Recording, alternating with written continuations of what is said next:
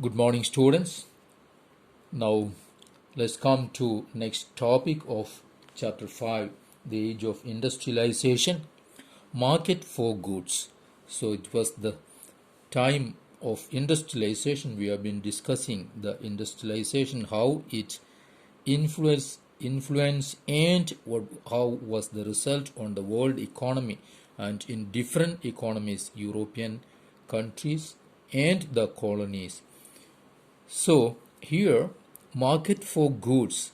So industrialization helped lot of new business or new traders and investors. So investment was there and new trade was there. So many new goods, products were produced. So any company, any firm, it needs market to sell its product, its goods. So that's what we are looking here.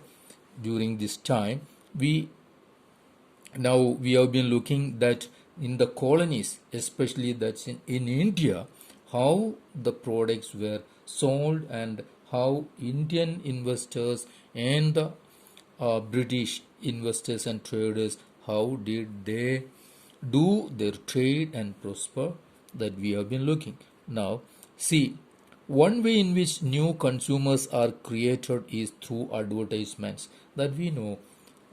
In your economics also you have seen that. See, advertisement is one of the important main way through which producers sell their products. Okay, so advertisements make products appear, see, desirable and necessary. So advertisement make it desirable and see it's a necessary. Many times several things are there, that advertisements make it necessary. We may think actually these things may not be that much necessary item in our life. Still, advertisement can influence our minds or a consumer's mind. See, they try to shape the minds of people and to create new needs.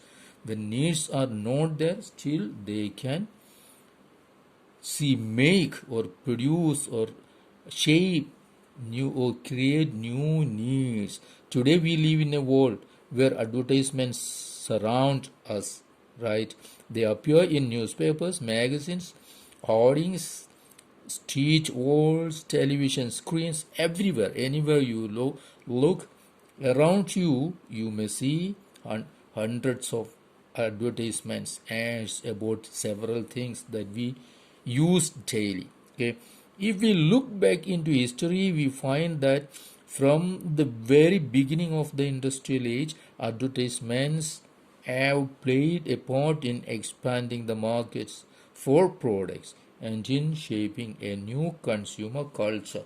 Okay, so the starting of the initial stages of industrialization itself, advertisement advertisements were there and they played a crucial role in selling products and shaping new consumer culture. Okay, so we saw that the Manchester industrialists, the products from Manchester means British cotton products. See, they began selling cloth in India. So they put labels on the cloth bundles. So okay, so they put some particular label. Today we may see that many items no made in China or made in USA or Germany or Japan, like that. So the label was needed to make the place of manufacture and the name of the company familiar to the buyer. Okay, so what was the Manchester goods manufacturers, industrialists?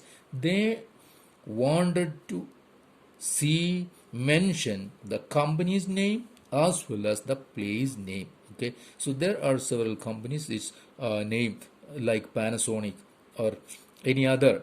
Okay, so we may see in cloth if it's Bombay dyeing. So many items, many brand names are there, we are familiar with and we think these are the best for us.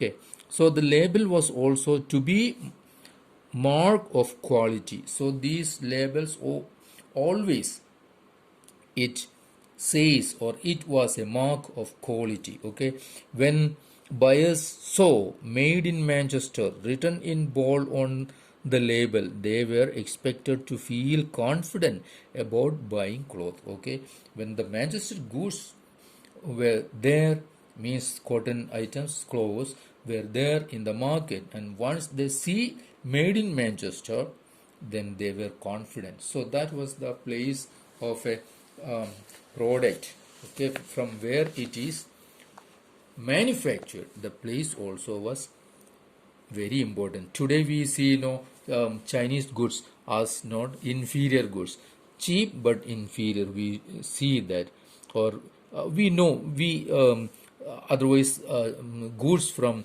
Germany or Japan we may consider as um, better goods or good, better quality goods than the Chinese goods. So customers have that in their mind. Okay, and they were familiarized or they were designed that way to think. So see, labels did not only carry words and text, they also carried images and were very often beautifully illustrated. Okay, so the pictures, you know that ads, these are not new for you. We know how ads see play its role in selling items, and we may see some ads that may today ads are like documentary coming in, see television screens, coming on television screen. You might have seen. See, if we look at these old labels, we can, some labels are given here. See, we can have some idea of the mind of the manufacturers, their calculations and the way they appeal to the people. Okay, so these some pictures are given here in these 2 pages. It says the mindset or how the manufacturers were trying to catch the minds of people and to sell their goods. See, images of Indian gods and goddesses regularly appeared on these labels. Okay, so Indian gods and goddesses pictures were there on the items. Okay, why? It was if the association with gods gave divine approval to the goods being sold. So you have to think that these Indian gods and goddesses, these pictures were on Manchester goods. Okay, so the imprinted image of Krishna or Saraswati was also intended to make the manufacture from a foreign land appear somewhat familiar to Indian people. So things coming from other country, also they were using the images of Indian gods so that people may think, oh, some closeness to this item, or they may not be thinking that this is a foreign good. Okay, so but by the late 19th century, manufacturers were printing calendars, so calendars to popularize their products. Today we know that calendars there, many companies they are providing calendars, right? Unlike newspapers and magazines, see, calendars were used even by people who could not read. So calendars know if whether the person can read or not, but the pictures speak. No, they were hung in tea shops and in poor people's homes just as much as in offices and middle class apartments. Everywhere these calendars were there. So those who hung the calendars had to see the advertisement day after day. Okay, when it is hung on the wall of a particular shop or anywhere, or at home, at houses or offices, then the people are seeing it. Okay, so it is these images are going into the mind, the consumer's mind, and along with these images the product's name and the product also go into the, or these are depicted in the minds of the peoples. Okay, so like the images of gods, figures of important personalities also. See, for example, emperors and nawabs of that time adorned advertisements and calendars. Today we have important personalities like sports persons or the film actors, like that. Such people are there in the ads. But that time these were the people from royal families. Okay, so it, why it say that if you respect the royal figure, then respect this product that is used by the royal figure. Okay, that was the message. Now it's, they think so, if it's quality also, there was a message that if the kings are using this product, that means its quality also higher, and they are using, we are also getting a chance to use the particular item that is used by the king, we also, or the nawab, we also use. Then the ordinary people were getting, or they, the message was that they are getting a chance to equalize themselves with the royal figures. So when Indian manufacturers advertised, the nationalist message was clear and loud. But that was the time, no, India was under the British. So Indian companies, manufacturers, they used nationalist message. Okay, so that helped them, of course.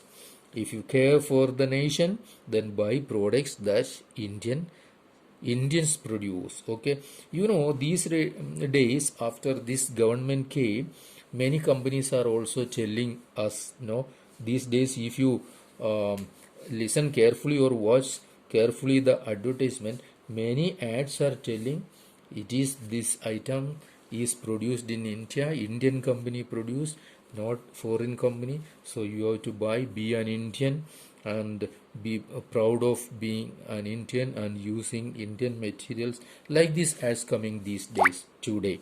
Okay, so this way, so ads were used and today also used with, at the initial stages of industrialization, ads were used to sell products.